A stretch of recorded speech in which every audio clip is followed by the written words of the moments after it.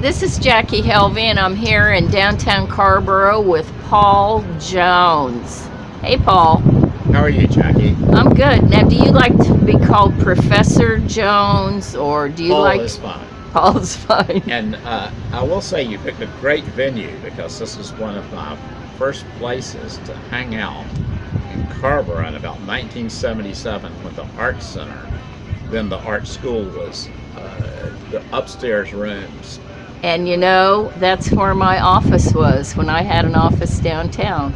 No kidding. Yeah, it was on the other side of the bar wall. Oh, okay. That's where the Art Center was. Yeah, Which made it really interesting to do. Okay. So what have you been up to? You retired last year, was it? Retired on July 1. July 1. So this time last year, I was teaching my last semester, which, as you might guess, did not go exactly as I planned. Yeah. So when we came back from break, we were then teaching distance. Luckily, I'd been doing this for several years, not teaching distance always, but sometimes if a student couldn't make it, I'd just have them come join us with Skype or whatever. Right. Similarly, we've done the same kind of thing with having guest speakers so that I could have a guest. You know, 1 year, in fact, almost 10 years ago, I did a class in journalism with no writing and no reading. It was all video. So the class you were ahead of sessions the were curve. on video. We had guest speakers come by video. My students posted their responses by video. And it all turned out pretty well. But you know, you always have been ahead of the curve. You started iBiblio over there at UNC. How long ago was that? 26 years. So, Dang. Interestingly enough, well, what I tell my son, if you can't be good, be first. That's Because if you're first, no one knows whether you're actually good at it. that's true. So, now, I looked at your Facebook page, and you've got just this, all the things that you have accomplished in your life. It must give you a lot of gratification to look at the long list of things that you have done throughout your career. Well, I had one job for 40-some years, so But you've I'm done not it- that venturesome, really. But you've done And so I've much been in a that state job. employee that whole time. Yeah. So, that's the definition of probably not being very adventurous. But I think you do get a good retirement plan until the legislature screws up with our health plan. yeah. But But you were ahead of your time in so many ways. well, C quote at the beginning there. If you're nobody can tell that you're screwing up if you're trying to be the first. Yeah. They can, once you settle in, there's a standard. Then you have to get judged. Or when everybody else So, starts and if catching up with you, right?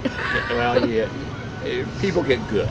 Yeah. I mean, one of the nice things about being early on, thinking about the internet not as an engineering project, but a project of cooperation and sociability and anti-sociability, is that we had a lot to speculate on and a lot of tools that we needed, but we didn't really have the tools we needed to understand what's the effects were, how the communication, the effect of this was, how to study in retrospect what had happened, and how to project that into the future in an efficient way. And Yeah, who knew?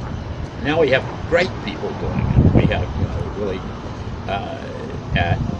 I was the only one doing this for a while, pretty much, and now we've got great people like Dean Freelon, who's doing really quantitative work there.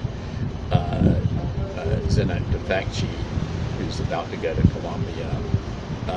Tressie Contham, who's doing incredible work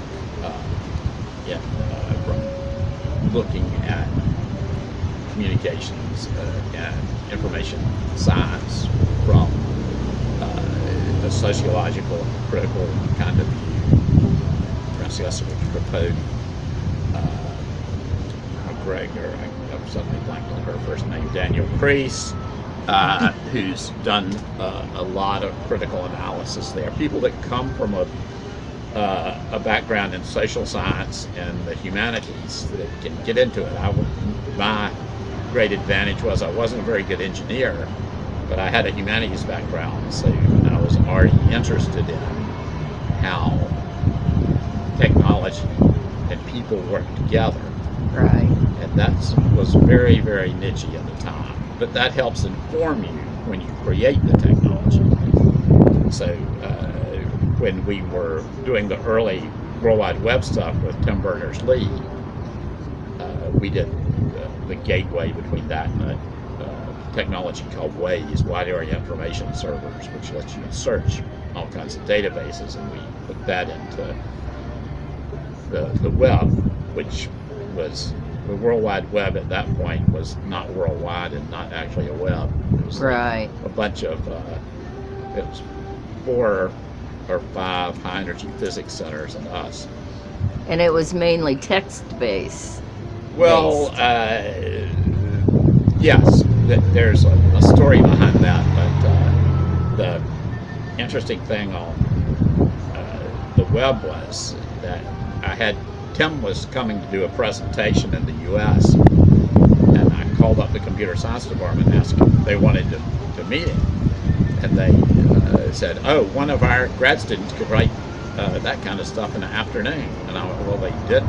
And the nice thing about it is it's so simple that people can replicate it and participate in it. And they went, well, they had a whole list of things that were wrong with it, that they had a better technology, and they were licensing it through, and they were going to make a lot of money on it. And, Interesting. And of course, How did that go? Yeah, exactly. Well, it's hard to compete with free and open. Yeah. You can compete in free and open, but it's hard to compete with free and open. Right. And, see IBM buying Red Hat, they're competing. Yeah. Within it, not against it. Right. Now, one of the things, didn't one of your groups come up with the radio streaming? Yes, we did do this. So, See, I think that is just, I don't understand it, but it is so amazing. Well, so David McConville and Michael Schaffner were working with me, and Michael was working with the radio station WXYC. David, we were using something. There was you're familiar with chat roulette? Yeah. Okay, well, there was something similar way back in the day called See You, See Me. Carnegie, it came from Cornell University. Scotty Brim worked on it, and it let you do multiple video conferences with each other. And so kind of like Zoom? yes, but more like chat roulette. There were different people had servers, and you could get on the server and your video would do it, or you could do point to point. Right. So you could do multiple people, and people would agree to meet at a certain time, and then they'd go. You'd mostly talk about how you got into work. But McConville noticed that somebody had a radio playing in the background, or maybe it was Schaffner, and they went, we could do this to do radio. And we went, well, it'd be really good, but it'd be nicer if you turned off the video, because it takes way too much bandwidth. Right. And it screws up everything. And so we went, well, it was a push to talk. You had to push a button, the mouse button, or click to talk. And so that would control it. Well, what we want is we want to hold the button down all the time. Yeah. And we don't want anybody else to be able to talk. And then we could broadcast radio that way. My solution was to put something really heavy on the mouse button. But McConville was a little smarter than that and wrote some code that emulated clicking the mouse button. Right. So this was our great innovation. We were in competition with Georgia Tech, where a guy was writing his own whole protocol and compression standard for it, and I forget what they were doing at Missouri, but we had it working with almost nothing done, and you could set these reflectors or these nodes out there. So we knew if we got overloaded, it would do that. And audio, compresses very, very well. Video does not compress well. Right. So that means it's not going to take up a lot of bandwidth for it. But the theory at the time was it would take up a lot of bandwidth. So we had two big problems. One is, what radio source could we use? And that was easy because WXYC was right there. Conville, Michael Schaffner was working with them. And also, the music was so terrible, if it broke up a lot and so experimental that it broke up a lot or stuttered or whatever, people would just think that was part of the radio show. Whereas the classical station, they would be all mad about it. Right. XYC people would just go, oh wow. It sounds better that way. Well, they thought like the DJ is like Mexican or something. So, but we had a little bit of problem that they were nervous about the legality of it. And so McConville did a lot of work. Actually, we spent probably more hours doing the legal research than we did the technology work. And if you're licensed as a campus radio station, they were originally done on a carrier current. They didn't even broadcast because they were afraid they were going to interfere. If you plugged your radio in on a campus dorm that was in the system, then you could hear the radio if you had it, but you couldn't hear it anymore. Wow. Carrier current days. And so UNC, XYC started that way, and whatever the one is at State started that way. So even into the late 60s, that was, so they just got broadcast licenses after that.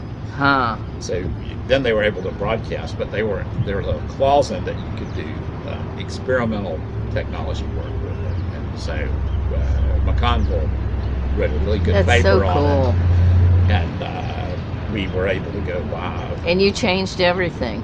Well, you really did. That technology just changed everything. Luckily, better technology came. And the good but you work, guys were innovators. The good work that was done at Cornell was there. The smartest things, innovation comes often with not the creation of a new technology, but the application of mixing technologies for new and different use. Right. So if you think of, if a Chinese restaurant comes to town, it's not innovative. But if a Chinese restaurant hires a bunch of workers that are cooks and stuff that are Mexican, and they start cooking the Chinese stuff with a little bit of Mexican flavor to it, then you're starting to see innovation and testing out something different going on. So innovation often happens with collisions. Innovation from the beginning is rarer. And use Xerox as an example of innovation from the beginning. But usually a lot of people are out working on something together. A singular innovation like Xerography is rare. Right.